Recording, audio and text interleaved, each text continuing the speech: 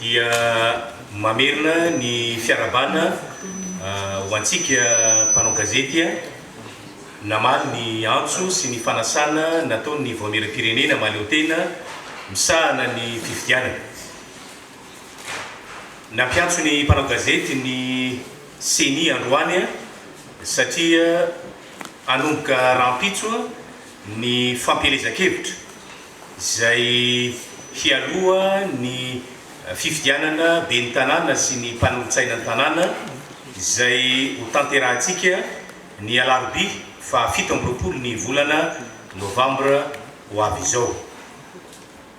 Zavatra vitsivitsy no resahantsika eto androany satria ny mpifankatia tsy ho famarafara no ady ny hafarany ary marina fa efa fifidianana fanefana karakarai ny voamiram-pirenena mahaleo tena misahana ny fifidianana izao ataontsika izao kanefa dia averina hatrany ireo fepetra izay tsy maintsy tandrovana satria isaky ny manatotosa fifidianantsika dia betsaka tokoa ireo tsy fanarahan-dalàna hita indrindra amin'ny vanim-potoanany fampielezan-kevitra toy izao.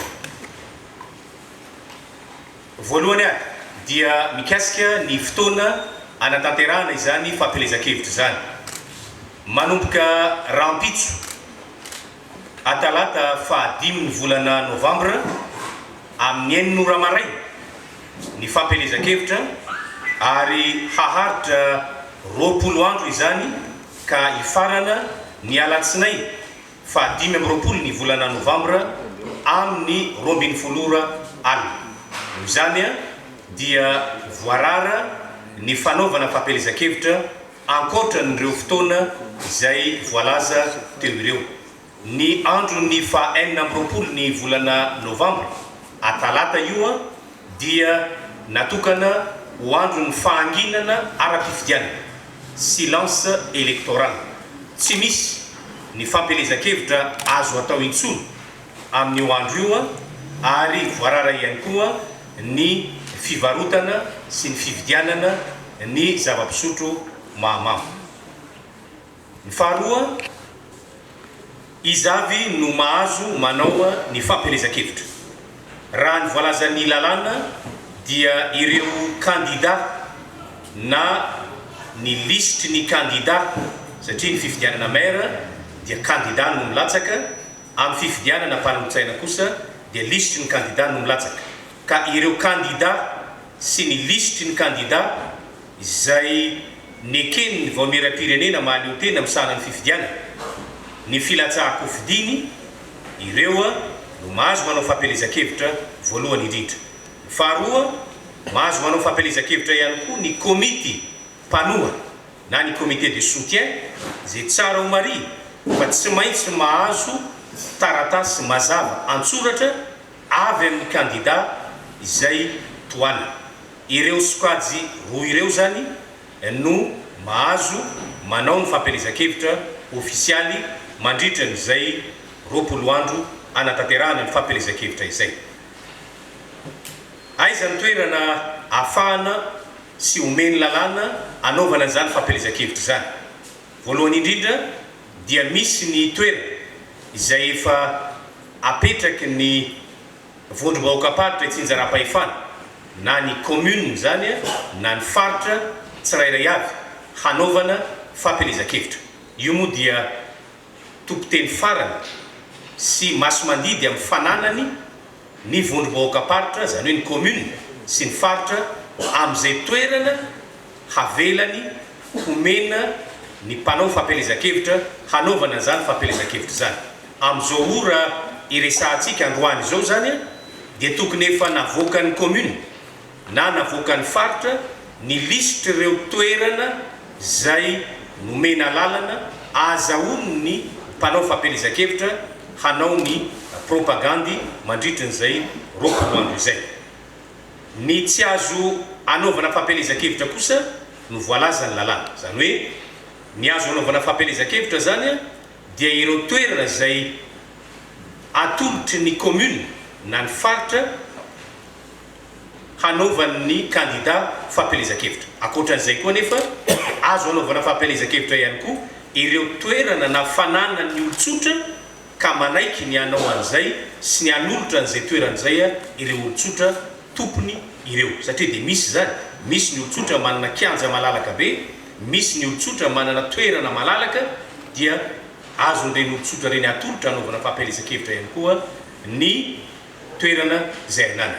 Tsy azo hanaovana fampelezakevitra kosa no fehezin'ny lalàna. Dia reto avy izany ny trano fivavahana tsy azo hanaovana fampelezakevitra, ny trano fivavahana rehetra, tsy ny trano fivavahana kristianina ihany na ny trano fivavahana fantatsika reny ihany, fa na ny trano fivavahana sy ny toeram-pivavahana ara-pombandrazana azy dia tsy azo hanaovana fampelezakevitra ihany koa.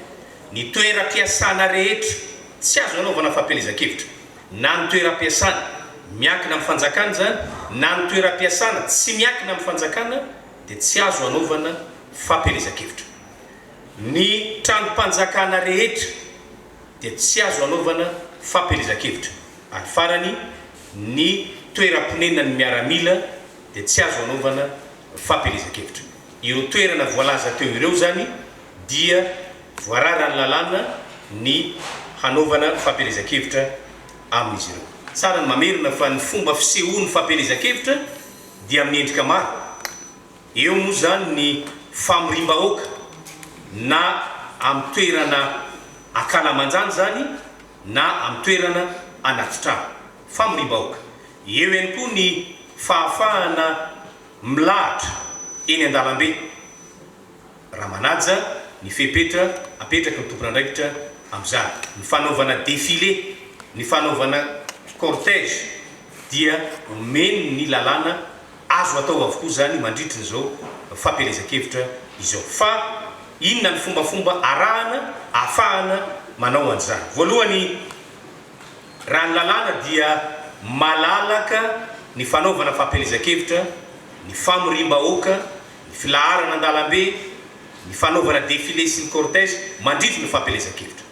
Tsy angatahana alalana ireo rehetra ireo raha mahakasika fampelezakevitra no atao. Fa saingy ireto fepetra manaraka ireto kosa dia tsy maintsy araha. Voalohany, tsy maintsy manao fanambarana mialohan'ny fotoana, déclaration préalable, izay alefa any amin'ny solotenam-panjakana maefa eo an-toerana 7 ora mialohan'ny hanaovana an'ilay asa fampelezakevitra. Farafahatany ao anatin'izay fanambarana mialoha zay dia tsy maintsy misy an'ireto zavatra manaraka reto.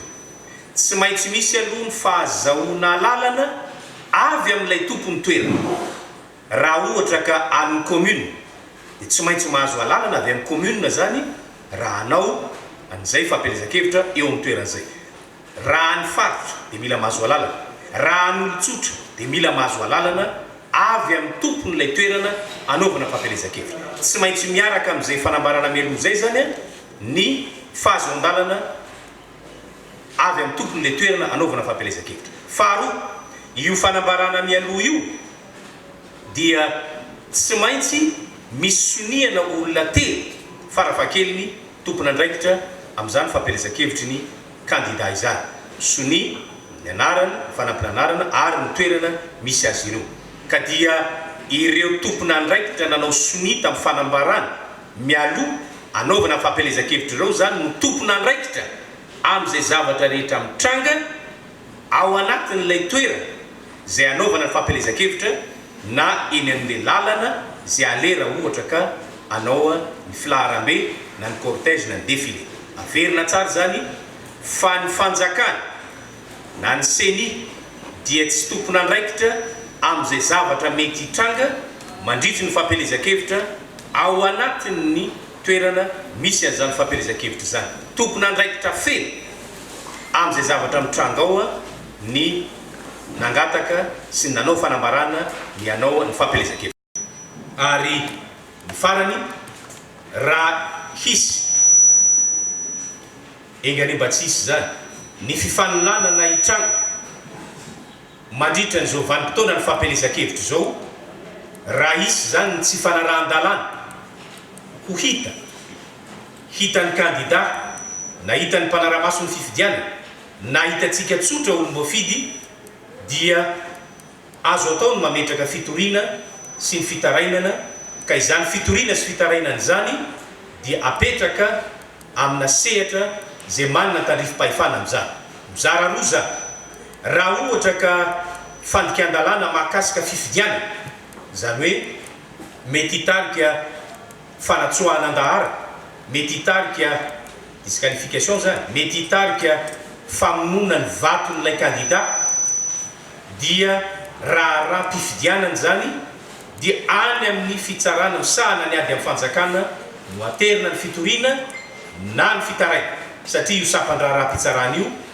tribunal administratif io manana fahefana am'izany zay ny lafiny voalohany fa mety isy zavatra hitranga ihany koa dia ady eloka mihitsy ny mety zavatra hitranga zany hoe mety isy fifamonoana ao mety isy fanalamaraka ao mety isy zavatra mifanohitra amin'ny lalàna eloka raha izay indray dia any amin'ny fitsarana misahana ny ady eloka fitsarana ambaratonga voalohany akaiky anao indrindra ihany koa no anaterana izany raha ohatra ka lavitra n'ireo toerana roa ireo no misy ny mpametraka fitarainana sy fitoriana dia afaka mandray an'izany fitarainana na fitoriana mahakasika ny tsy fanarahan-dalàna hita amin'izao fampelezan-kevitra zao a ny seni sy ny ratsa mangaika ny rehetra hatrany amin'ny fokotany ny commune ny district ny faritra ary ny faritany tsara nefa ny manamarika fa ny seni dia tsy manana fahefana hisambotra na hitsara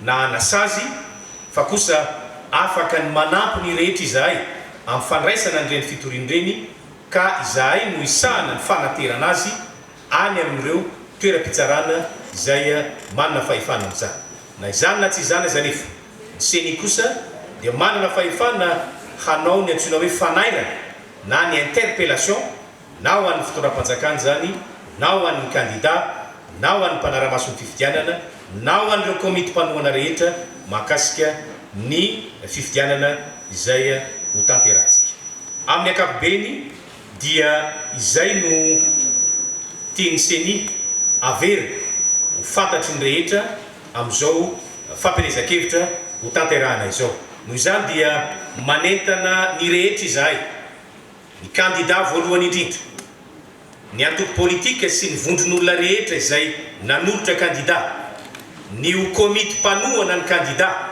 ary indrindra isika vahoaka mba andray ny fepetra rehetra ahafahany zao 20 andro ny fampelezan-kevitra zao izotra ao anatin'ny filamina sy ny fitoniana tanteraka mba ahafahantsika hianoka ao anatin'ny andro ny latsabato milamina ka ahafahany tena safidy bahoaka marina ivoaka azahoantsika olom-boafidy mifanaraka amin'ny rariny sy ny safidy bahoaka hitantana ny commune sy ny fahefana mpanatanteraka ary ny mpanapa-kevitra eny anivony fondro bahoaka paritra itsinjara-pahefana soratsika